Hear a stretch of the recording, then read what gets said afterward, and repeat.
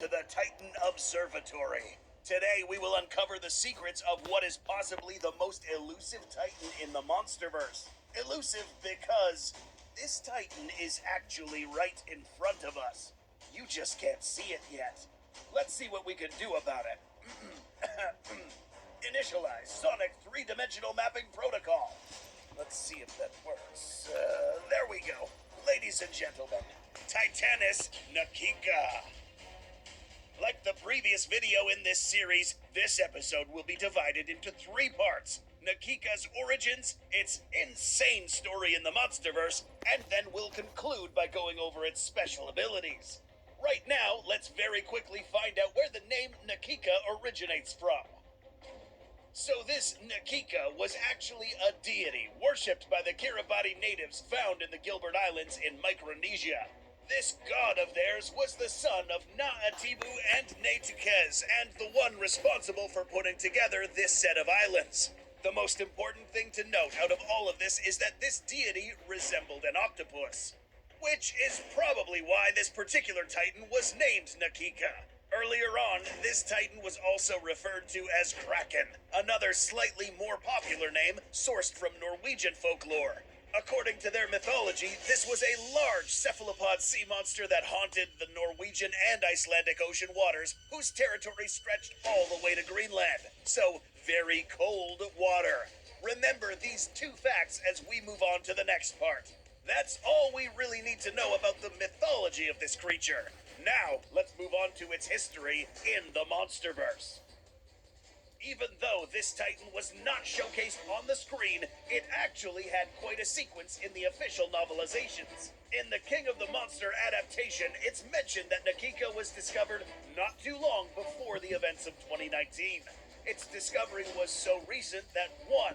It had not been given an official name yet, and 2. Its outpost was still secret even within Monarch. See for yourself, you won't be able to find this outpost on Monarch's website.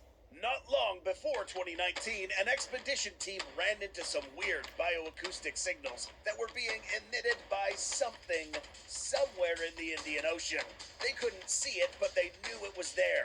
It was not until they had finished building a facility around it that they finally figured out what it might have looked like. The novelization tells us that this kaiju was found wrapped around a sunken Russian submarine that had gone missing. The facility that was built around this monster was a floating facility with just enough buoyancy to float 30 meters below the water surface. The main parts consisted of labs, observation decks, and living quarters were found in these 2 places. To get closer to the Titan, you had to travel through the tubular elevator shafts that took you right next to Nakika. Like the other Monarch facilities, this place had a containment field that prevented the Titan from escaping, and the infamous kill switch. Now that you know how this Titan was contained, let's find out what happened after Ghidorah told all these Titans to wake up. We've been brewing great beer for nearly 2 centuries. Yingling, the oldest brewery in America. After Ghidorah's call to arms, all Titans from all over the world began to escape from their enclosures and wreak havoc in the surrounding populated areas, including Nakika. But this guy did things differently. The facility built around this Titan was able to find out a few strange things about Nakika. This thing had a huge brain, a little bigger than necessary. And apart from that, it had several other brains that controlled each of its tentacles. Meaning that this thing wasn't just huge and powerful, but extremely intelligent. We are about to find out how. Unlike the other Titans that were beginning to wake up, like Methuselah, Scylla, Mokele Membe, and Behemoth, this Titan actually began to shut down, or die. The people in the facility began to get suspicious on why this Titan was dying on them. As they were figuring things out, one person in one of the lower observatory decks managed to get a good glimpse of Nakika opening its eye and staring right at him. The scanners, however, picked up a dead kaiju. But no, this guy wasn't dead. It was playing dead. Why? Believe it or not, Nakika was so intelligent that over time, it determined that the containment field only worked on living Titans, not dead. something the Monarch crew didn't even realize. So this thing manipulated its radiation signatures to appear as if it was dead. This allowed Nakika to literally slide out of its containment facility. But it was not finished. It had orders to follow. The novelization tells us that Nakika broke the shaft that led to this specific observatory deck, and with its long, thick tentacles, it literally dragged down and sunk the entire facility in a matter of moments. Nakika proceeded to continue its path of destruction, sinking any surrounding vessels or other floating craft. This is Nakika's role in the events of 2019. But Nakika was about to do something even more impressive. If you are enjoying this video, please take a split second to like this video and hit that subscribe button. And check out our merch if you haven't, including a poster that features this Titan. Okay, that's it. After Godzilla's victory in Boston, the world was a completely different place, with most of the major cities destroyed and their governments going nuts. Many people started to get a little too confident and decided to take matters into their own hands. One of these people, named Manch Rivikov, led an expedition to capture Titanus Nakika using some borrowed military equipment and some abandoned Monarch containment supplies he picked up along the way. We are now in the Sea of Okhotsk, a cold ocean where Rivikov found this octopus-like Titan. Like the Norwegian myth, this kraken can also dwell in frigid waters, but now only to get caught by these now labeled Titan traffickers and contained underneath an oil rig. Now, how did they manage to contain this kaiju this time? The previous containment field was energy-based.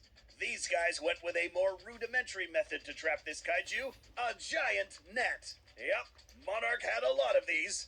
The novelization continues to tell us that a certain individual approached these men to purchase Nakika for a substantial sum.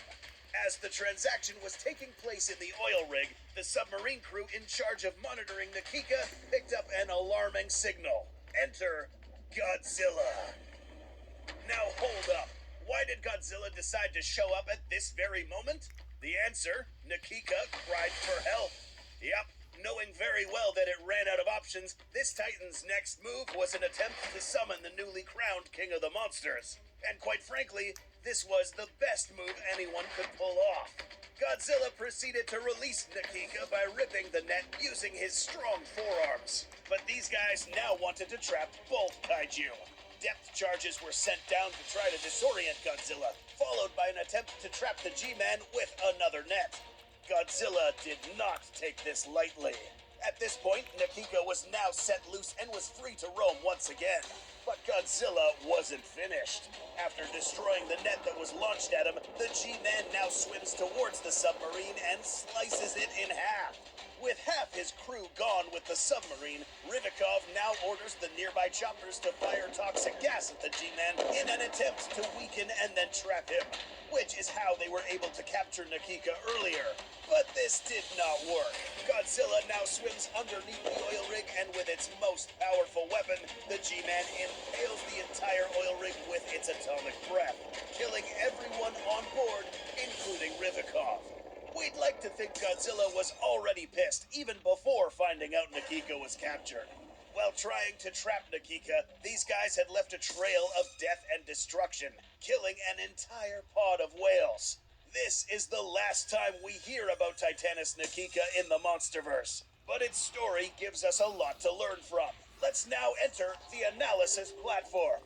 Titanus Nakika was obviously a strange-looking kaiju. Believe it or not, this guy had an internal shell that covers its extra-large brain casing, but it also had an external curved shell that protected its main body. It was mentioned by the illustrator of this kaiju that this shell was probably lost between the events of 2019 and GVK. But back to the brains. Again, as mentioned earlier, it's believed that this Titan was probably one of the most intelligent in this kaiju universe, thanks to its oversized brain and additional ones found near its tentacles. But the craziness does not stop here. In addition to having many brains, this Titan also houses several hearts. In the real world, cephalopods, such as octopuses and squid, have additional hearts known as gill hearts, which serve to pump blood to their gills, which so happens to be green. It's also believed that this kaiju can regenerate almost every part of its body. As you can see, ladies and gentlemen, this is no ordinary kaiju. we aren't done with Nakika. So far, we have been referring to Nakika with male pronouns, but it's mentioned in the official novelization that this kaiju can actually change from male to female, and going as far as being able to be both at the same time. This isn't the only thing it can shift. In the beginning of this video, we had to initialize the 3D sonic mapping protocol. This is because Nakika can not only change its colors, but make itself invisible to the naked eye and go a step further and manipulate its radiation signatures to simulate a dead state. Perhaps the most important takeaway in this episode is how this Titan was able to emit a distress call and have it answered by none other than the G-Man himself. Meaning that Godzilla held this Titan in high regard. Had this been another Titan that Godzilla disliked, it's probable that the G-Man would have ignored these distress calls. But did you know Godzilla had helped other kaiju against other malevolent Titans? Take a look at these videos, including how Godzilla taught Titans